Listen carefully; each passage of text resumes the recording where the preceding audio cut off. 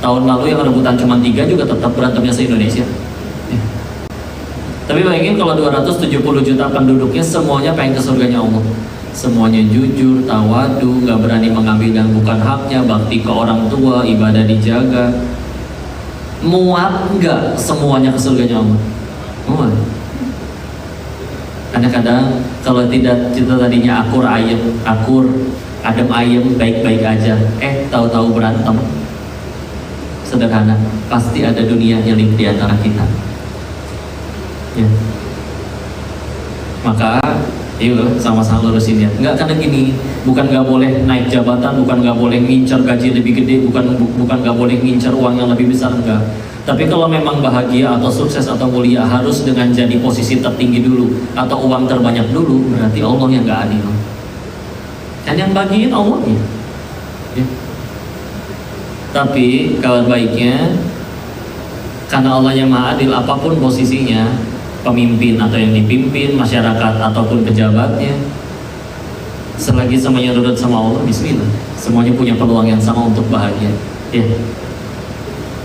Kok tapi kan Allah maha baik, maha hebat, saya udah minta kaya nggak kaya-kaya. Ya salah satu faktornya sih kalau mau jujur, karena Allah tahu kamu kalau kaya teh kacau ya. Jadi ditahan sekalian duitnya. Ya nggak semua sih ya. Tapi kalau memang semua, iya Allahnya maha kuasa. Tapi kalau semua permintaan manusia dikabulin semua, dunia tambah kacau kalau mau jujur. Contoh, semua mau sehat ya. Kira-kira satu dunia pengen sehat semua nggak? Dikabulin satu dunia sehat, produk kalian nggak laku bos. Ya. Rumah sakit bangkrut, apotik tutup, dokter dan suster nganggur, ya. Udah sehat semua. Atau yang lain lah. Kira-kira semua pengen kaya, nggak apa-apa, selagi kayaknya untuk kebaikan, ya. Dikabulin satu dunia kaya, ya. Nggak akan ada kantor atau pabrik tempat kalian kerja, udah jadi bos semua, ya. Mungkin tempat ini, kota ini, pulau ini sudah jadi gunung sampah karena nggak ada yang mau jadi petugas kebersihan. Tiap hari orang tuh berantem, Pak, buangin sampah saya nih Pak, nih 1 miliar. Enak aja, kamu yang buang, nih 2 miliar. Kurang ajar amat, nih kamu yang buang, nih 4 miliar. Gitu aja terusnya. Ya semuanya kaya soalnya. Ya. Tapi apapun yang dia punya, selagi nurut sama Allah, bismillah. Ya. Jadi enak. Ya. Maka yuk, kalau sekedar yang dikejarnya duit, pengen kaya, satu, kayaknya kita nggak akan lebih kaya dari para koruptor, ya. Atau gini deh, kalau pengen kaya, mah jangan kerja di nutrisi ya, mendingan ikut saya ke Thailand jadi bandar judi. Tapi kan mentok sama aturan Allah, ya.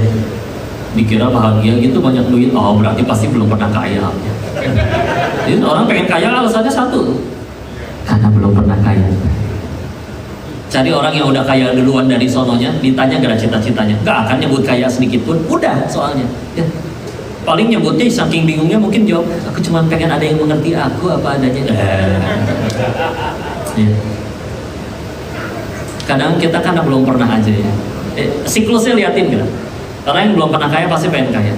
Setelah dia udah bertahun-tahun jadi orang kaya, pasti pengen populer. Setelah viral, apalagi sekarang centang biru bisa dibeli, ya. Follower bisa dibeli. Meskipun aneh juga follower 200.000 yang komen 2, kan ketahuan, ya. Udah gitu, kalau udah punya itu semua, pasti pengen punya kuasa. Makanya mulai masuk ke politik politik. Ya. Ijazah tinggal beli, gampang. Pengen tahu-tahu dokter juga bisa, ya. Di Konoha ya. Ya.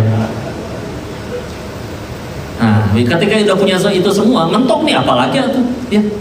Makanya biasanya izin. Ini juga harusnya jadi renungan ya. Kenapa biasanya yang berada di masjid tempat ibadah, punten. Kenapa banyakkan kakek-kakek? Mentok soalnya, mau ngapain lagi?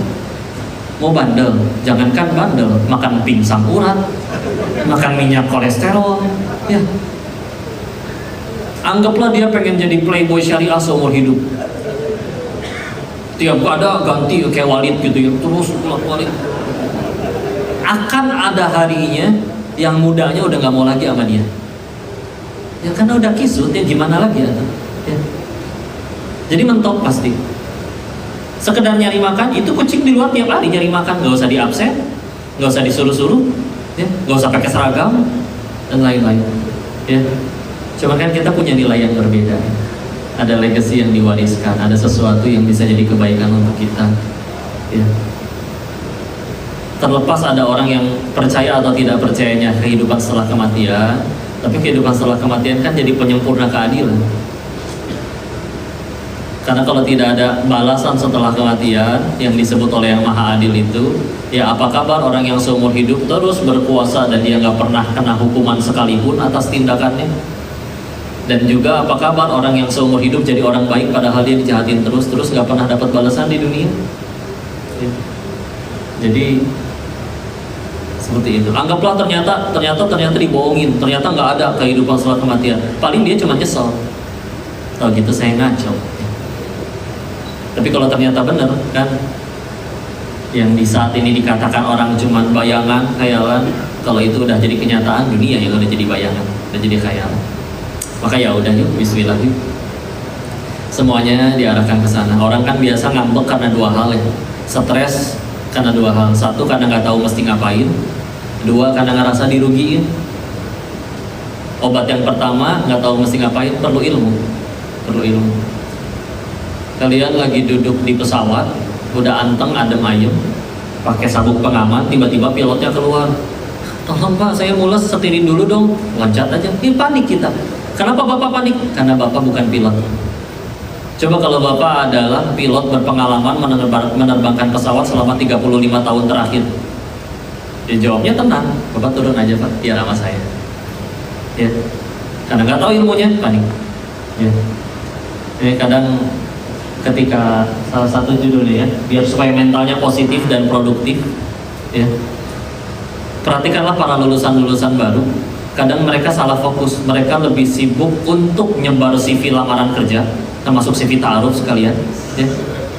Tapi kadang lupa untuk meningkatkan satu hal. Kamu punya apa yang membuat kamu layak untuk dipekerjakan atau diinginkan oleh orang lain? Contoh ya, kalau saya kenal seorang fotografer Pak, seumur hidup nggak pernah ngelamar kerja sama sekali. Dia yang dia tahu setiap hari cuman sibuk meningkatkan kemampuan yang dia suka itu. Ikut seminar, beli bukunya, dikulik itu kameranya, sampai dia nyampe di satu titik dia punya skill yang orang lain nggak punya. Akhirnya gimana? Rebutan. Pak, saya pengen nikah, tolong difoto sama Bapak. Maaf Pak, jadwalnya penuh. Bapak minta berapa kami bayar? Serius. Dunia yang datang. Emang kapan nikahannya Mbak? Insya Allah bulan depan. Aduh saya jadwalnya penuh 3 bulan lagi. Saya nikahnya 4 bulan lagi Pak. Yang penting Bapak yang moto. Kan segitunya. Untung cuma ganti jadwal, nggak ganti calon. Benar kan? Yuk, kadang apalagi masalahnya ada sebutan mental positif. Kadang kalau mau jujur ya, kebanyakan manusia setiap kali ada masalah, yang paling pertama dipikirin langsung kepikirannya adalah ini salah siapa sih? Ya. Begitu akhirnya kena nih yang ditunjuk salah, oh ternyata ini salah manajer yang itu. Dalam hatinya dia langsung tenang, untung bukan gue yang kena. Sedangkan dia tambah banyak sujudnya enggak, tambah soleh enggak, tambah jadi orang baik enggak. Yang penting bukan saya yang kena.